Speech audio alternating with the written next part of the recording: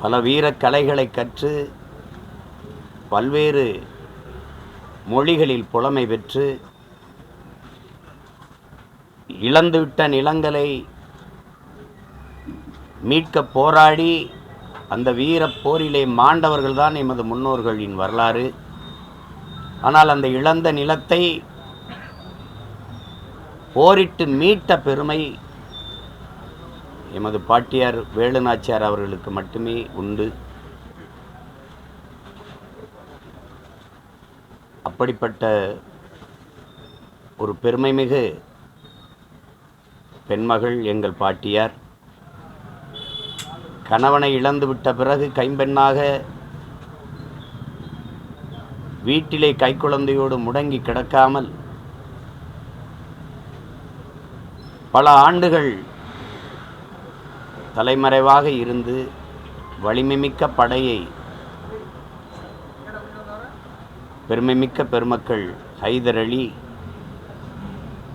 அவருடைய அன்பு மகன் திப்பு சுல்தான் அவருடைய உதவியோடு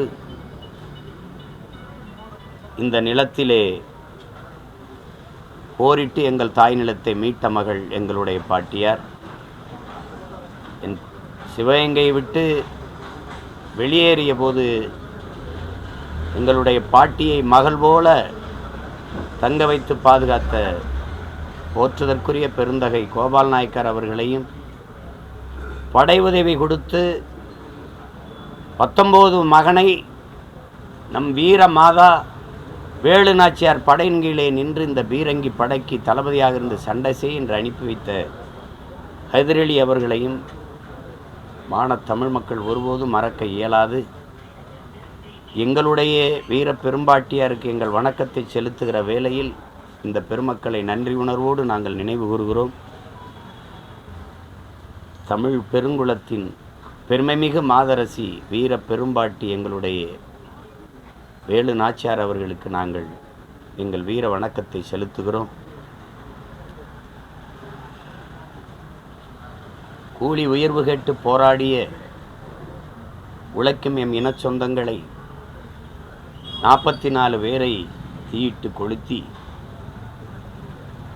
தீக்குள்ளே சிக்குண்டோம், குழந்தையாவது காப்பாற்றி விடுவோம் என்று அந்த குழந்தையை வெளியே வீசிய தாயின் கண் முன்பே அதே குழந்தையை திருப்பி தூக்கி நெருப்பிலை வீசிய கொடுஞ்செயலை செய்த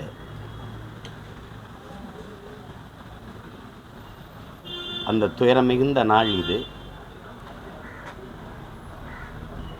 அந்த உரிமைக்காக போராடி அதற்காக உயிரை ஈகம் செய்த அந்த கீழ்வன்மணி போராளிகளுக்கு இன சொந்தங்களுக்கு எங்களுடைய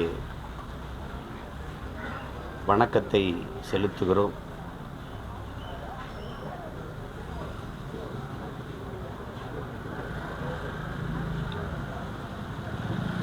தமிழ் பேரின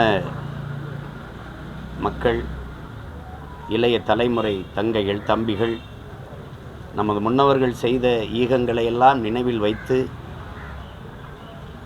இழந்துவிட்ட உரிமைகளை மீட்டு இருக்கிற உரிமைகளை பாதுகாக்க சமரசமின்றி இருக்கிற இறுதி வாய்ப்பான அரசியல் களத்தில் நின்று போராடி வென்று முடிப்போம் என்கிற உறுதியை இந்நாளிலே ஏற்கிறோம்.